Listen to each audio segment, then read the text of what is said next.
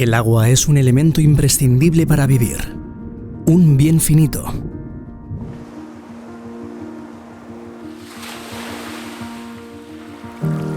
Un tesoro que debemos cuidar y gestionar adecuadamente. Pero no es un tesoro intangible.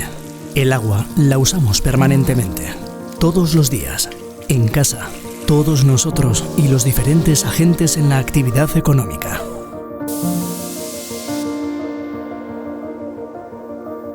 El agua que tomamos y usamos la tenemos que devolver a su medio natural, pero no de cualquier manera.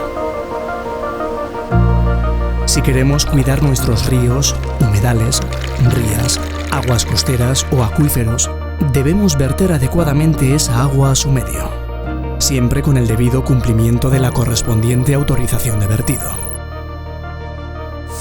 ¿Qué significa esto? Que todos los vertidos están prohibidos a no ser que tengan autorización.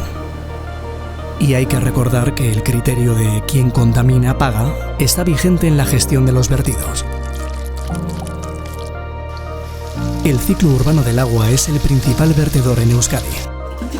La necesidad de un sistema de saneamiento adecuado la entendemos enseguida cuando imaginamos que nuestras aguas sucias van al río.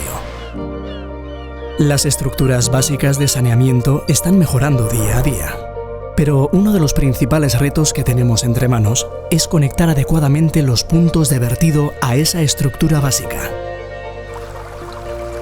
¿Qué ocurre con los vertidos que no podemos conectar a esta red de saneamiento? Tendremos que gestionar la autorización de vertido, especificando cuándo, dónde y cuánto se va a verter, así como determinar la calidad mínima del vertido. Además, tendremos que pagar el canon de vertido. Este dinero se invierte en la vigilancia del estado del río y en los trabajos de mejora medioambiental.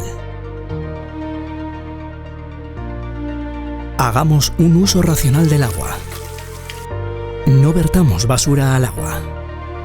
Cuidemos los arroyos, los humedales y el propio mar.